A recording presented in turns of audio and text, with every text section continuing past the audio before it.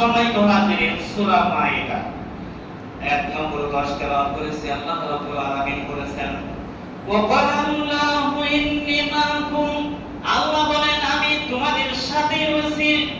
যেটা বলুন আলহামদুলিল্লাহ। আল্লাহ যদি আপনাদের সাথে থাকে তাহলে এই খবরটা ভালো না মন্দ বলেন? ভালো। কাদের সাথে থাকে আল্লাহ? আল্লাহ বলেন লা ইন্না কামতুমুস সালাতা, যদি তোমরা সালাত আদায় করো তাহলে আমি তোমাদের সাথে থাকি। তাহলে সালাত আদায় করার দরকার আছে না নাই বলেন? 100 সালাতের কোনো বিকল্প নাই, সালাত আদায় করতেই হবে যদি আমরা মুসলিম বলে পরিচয় দিই।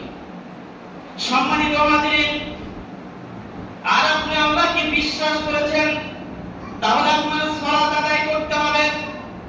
আপনি মরণকে বিশ্বাস করেন, মরণের পরে জীবনের সকল কর্মের হিসাব দেওয়া লাগবে, এটা যদি বিশ্বাস করেন তাহলে সালাত আদায় করা লাগবে। কিন্তু আপনি যদি বিশ্বাস করেন না, বিধায় সালাত আদায় করেন না, কারণ আপনার বিশ্বাসের বিষয় যেগুলি এগুলোর সাথে আপনি কুফরি করেন।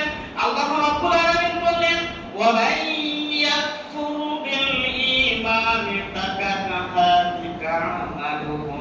এই বিশ্বাসের বিষয়গুলি আল্লাহ আছে বিশ্বাস করি, কিন্তু আল্লাহর সঙ্গে কুফরি করে সালাত আদায় করি না, ওই ব্যক্তির সালাত ছাড়া অন্যান্য যত ইবাদত করুক, যত নেকি থাকুক, সকল আমল আল্লাহ রাব্বুল আলামিন বরবাদ করে ফেলবেন, কারণ আল্লাহর বিধানকে সে অবমাননা করে।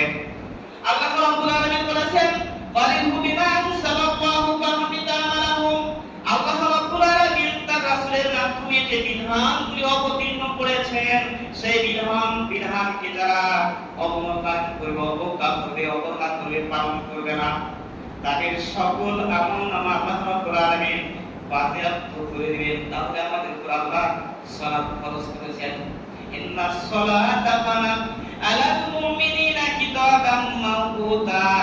আল্লাহ মুমিনদের উপর সময়ের সাথে সম্বন্ধ করে 5 ওয়াক্ত সালাত ফরজ করেছেন। আলহামদুলিল্লাহ। কি জন্য? মানুষকে পাপ পবিত্র করার জন্য। সম্মানিত হাজিরিন, যে হাদিস আবু হুরায়রা থেকে বর্ণিত হাদিসটা তেলাওয়াত করেছি, ওই হাদিসটা লাইসা সালাতু ওয়াস-সালামু মুনাফিকিনা মিনাল ফাজলি ওয়াল ইশায়ে। দেখেন সাংঘাতিক একটা বিষয়, সেটা হলো সাধারণত মুনাফিক আমরা মনে করি 3টা চিহ্ন 4টা চিহ্ন, কিন্তু আপনি মুসলিম সালাত আদায় করেন কিন্তু এশা ফজরের সালাত আপনি আপনার কাছে অত্যন্ত বোঝা ভারী। আল্লাহ রাসূল বললেন, মুনাফিকের কাছে সবচেয়ে বেশি ভারী সালাত হলো ফজর আর ইশা। ডাইরেক্টলি মুনাফিক যারা ফজর আর ইশার সালাতের জামাতে আসে না, আল্লাহ রাসূল বললেন মুনাফিকের কাছে সবচেয়ে ভারী সালাত হলো ফজর আর ইশা।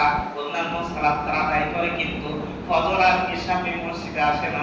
আল্লাহ রাসূল বললেন মুনাফিকের কাছে সবচেয়ে ভারী সালাত ফজর আর ইশা। তাহলে আমরা সালাত আদায় করি, অথচ মুনাফিক, অথচ ইন্নাল মুনাফিকিনা ফিদ-দারকিল আসফালি মিনান নার। মুনাফিকরা কোথায় যাবে? জাহান্নামের সর্বনিম্ন স্তরে। তাফসীর এসেছে, লোহার যেমন একটা বাক্স থাকে তেমন এরকম লোহার একটা বাক্স তৈরি করা হবে, ওই ভিতরে ওই মুনাফিককে পুরে দেওয়া হবে, তালাটা ছাপড়িটা বন্ধ করে দেওয়া হবে, তারপর ওর ভিতরে আগুন প্রজ্বলিত করা হবে, আর ওকে জাহান্নামের সর্বনিম্ন স্তরে নিক্ষেপ করা হবে। শুরু করে নাউযুবিল্লাহ।